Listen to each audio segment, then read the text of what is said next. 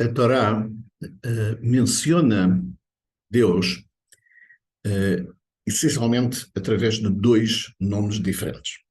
Há mais, mas os dois nomes principais. Um é Elohim.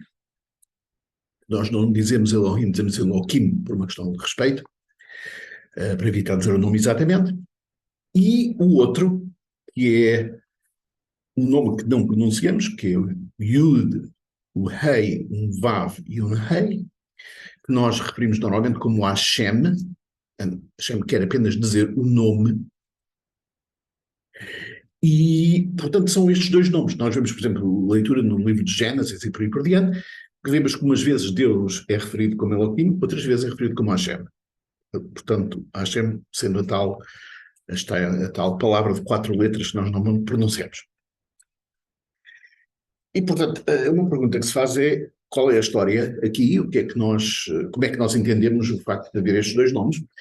E isto é verdade no geral e é verdade também em particular, porque existe muitas vezes visões na filosofia ou noutros, em teologia ou isso, que sugerem que o facto de haver dois nomes de Deus na Torá significa duas origens da Torá, ou significa que haverá extratos da Torá que foram escritos em tempos diferentes. Portanto, pode-se fazer uma série de conjecturas sobre isso que são completamente desnecessárias, porque a nossa tradição explica, a nossa tradição milenar explica a diferença entre os dois nomes e o que é que os dois nomes significam. Elohim por um lado e Hashem por outro. A distinção entre os dois nomes, do ponto de vista tradicional judaico, do misticismo judaico também, é que o nome Elohim refere-se e é usado sempre que estamos a falar de coisas que tenham a ver com a natureza. E como digo natureza, digo com o mundo material que nos rodeia. Portanto, para esse tipo de coisas, o termo Elohim, portanto, tem a ver com este mundo material que nos rodeia. Por outro lado, o termo Yud-Kei Vav-Kei, que nós referimos como Hashem, esse termo Hashem, esse nome é um nome que é referido quando estamos a falar de aspectos que são transcendentais, que transcendem Deus, transcendem o material. Portanto, se quisermos, Elohim tem a ver com a imanência de Deus na natureza, no mundo que nos rodeia. Hashem tem a ver com a transcendência de Deus no mundo que nos rodeia.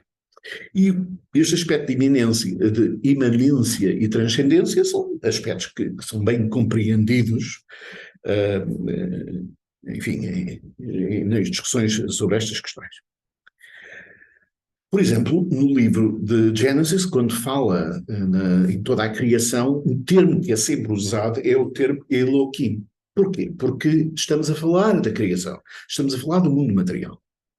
Noutros contextos, quando estamos a falar da essência de Deus, aparece o termo Hashem.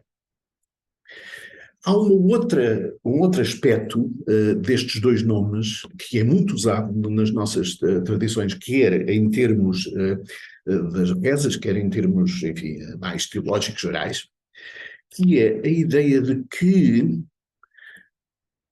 o termo Hashem refere-se ao atributo de Deus compaixão, o atributo de compaixão do divino.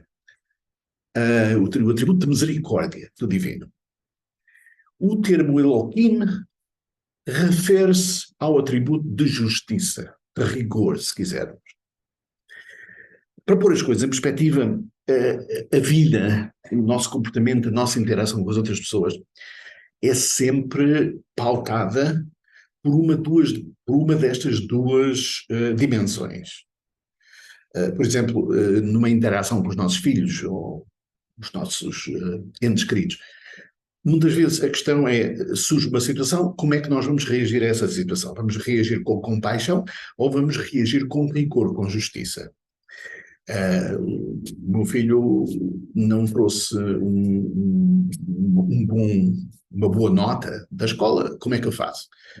Castigo, porque é o que é justo, ou não castigo, porque portanto, esta dualidade entre compaixão, por um lado, hesed, como se diz em hebraico, e justiça ou rigor, din, gevura, como se diz em hebraico, é a tensão, é esta tensão que existe na nossa vida.